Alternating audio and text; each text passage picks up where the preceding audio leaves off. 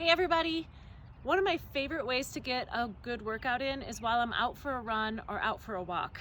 What I like to do is run or walk for 10 minutes or so to get a good warm up in, and then find a good spot to do some exercises. You can find a park bench or a rock or a set of stairs or a set of bleachers.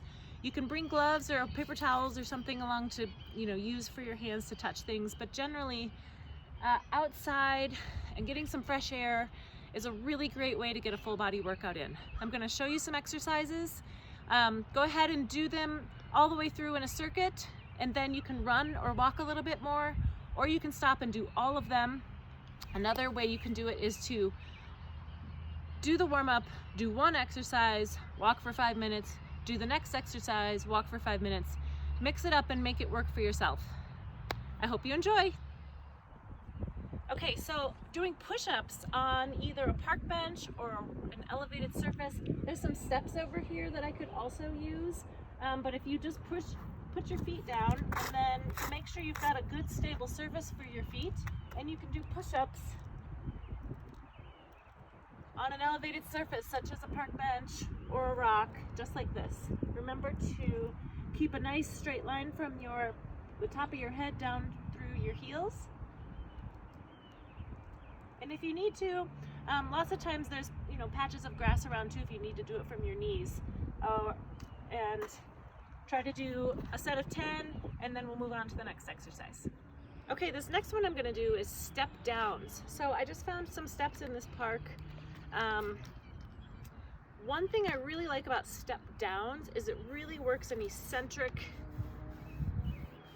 motion on those quadriceps, and it can be really good to strengthen those quads. Many times when people have knee pain, it's going downstairs, so this mimics going down but in a safer mode.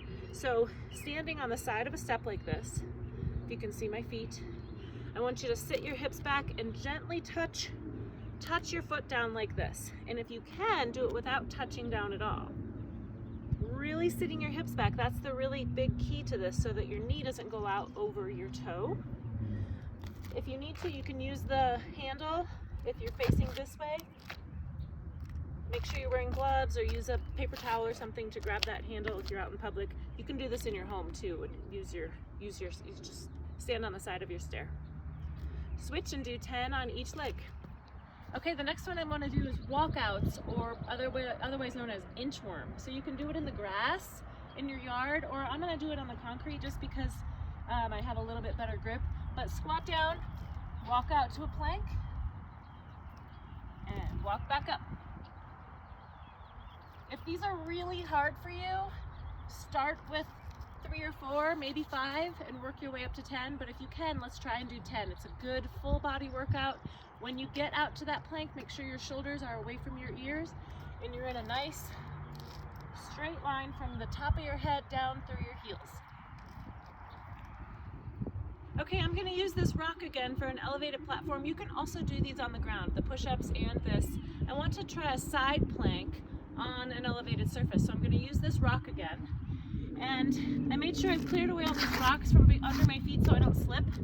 But you can put one hand up on that rock. Make sure your hand is directly below your shoulder. Your top foot should be in front. And then you can just hold this side plank. If this feels easy, you can stack those feet. That's a little bit harder. And also, if this feels easy, then lower to the ground and do the same thing.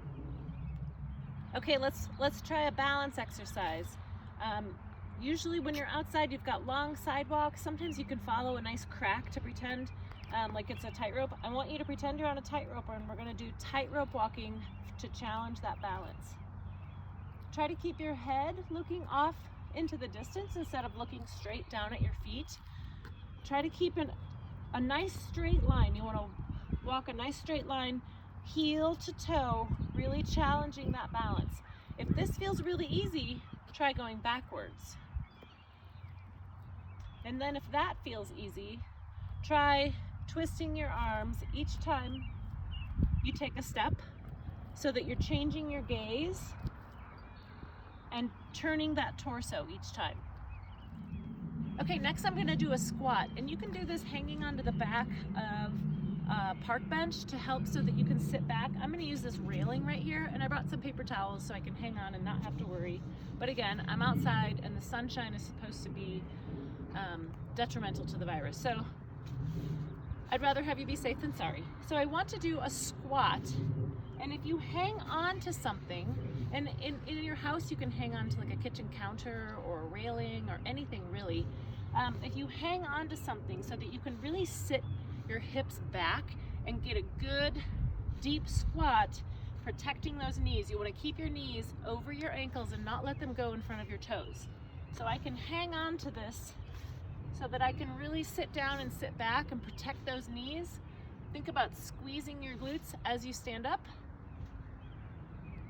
And go ahead and do at least 10 of these and cycle through the rest. Okay, the last one I want to do is an abdominal exercise in addition to that side plank that we did. So you can sit on a park bench or a rock or a chair if you're doing this at home. Sit up right on the edge, put your heels out so your knees are bent just a little bit, and you can cross your arms and just lean back and come up. So you can do this on the ground or on a bench. If you're doing it on a park bench, you can lean back to where your shoulders touch the bench and then come back up. If you need a little more challenge, you can put your hands behind your head. And keep breathing all the way through. It's easy to hold your breath during abdominal exercises. And you'll have a much easier time if you can continue to breathe the whole way through. Go ahead and do 10 of those.